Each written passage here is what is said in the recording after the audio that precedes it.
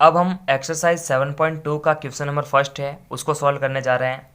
तो एक्सरसाइज 7.2 का question number first हमसे ये कह रहा है कि उस बिंदु के निर्देशांक ज्ञात कीजिए जो बिंदुओं -1, 7 और +4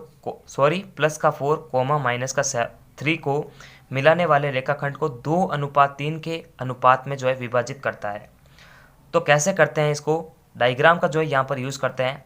तो यहाँ पर हम जो है ऐसे लिखेंगे, माना कि देखो विभाजन सूत्र का यूज़ करना है। तो माना कि P बिंदु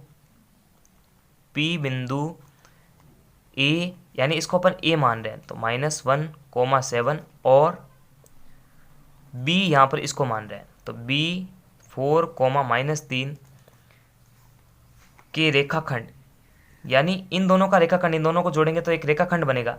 के रेखाखंड को कितने अनुपात में बांटता है 2:3 में। रेखाखंड को 2:3 में विभाजित करता है।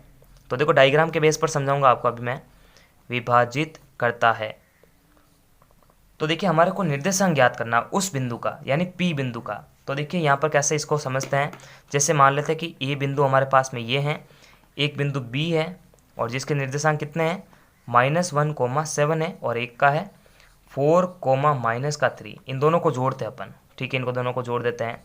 एक बिंदु है P जिसका निर्देशांक हमारे को ज्ञात करना है। तो मानते हैं कि ये बिंदु ये है P वाला, ठीक है। इसके ये जो P बिंदु है इस AB रेखाखंड को ये 2:3 में बांटता है। तो यहाँ पर 2:3 में बांटता है। इसके निर्देशांक ज्ञात करने हैं, तो जिसके निर्देशांक नहीं होते उसको x, y मानते हैं। तो x, y मानते हैं। तो अब जो है अनुपात सूत्र का यूज़ करना है, यानी विभाजन सूत्र से। तो यहाँ पर मैं डायरेक्ट ही कर रहा हूँ इसको। तो विभाजन सूत्र से तो देखो यहाँ पर विभाजन सूत्र का यूज़ कैसे करवाना है कि P के लिए निर्देशांक हम मान रहे हैं x, y। तो विभाजन सूत्र जो है x के लिए अलग होता है और y के लिए अलग होता है।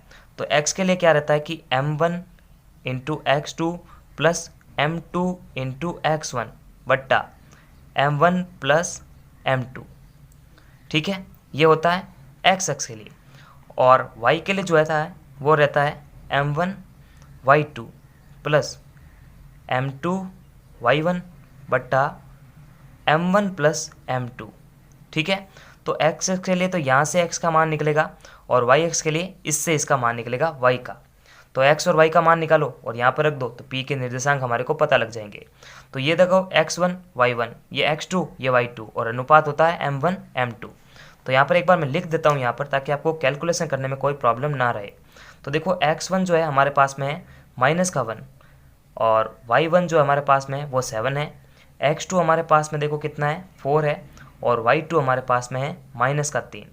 और m1 जो है हमारे पास में वो 2:3 है, तो m1 तो 2 हो गया और m2 हो जाएगा हमारे पास में 3।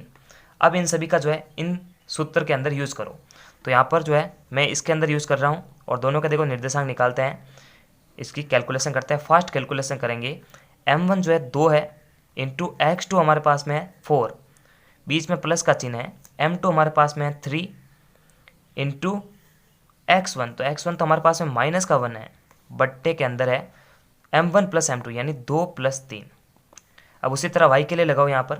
तो m1 हमारे पास में 2 है इंटू है y2, तो हमारे पास में y2 -3 है प्लस m2 हमारे पास में 3 है और y1 हमारे पास में 7 बट्टा m1 प्लस m2, तो 2 + 3। अब इसका कैलकुलेशन हम करते हैं।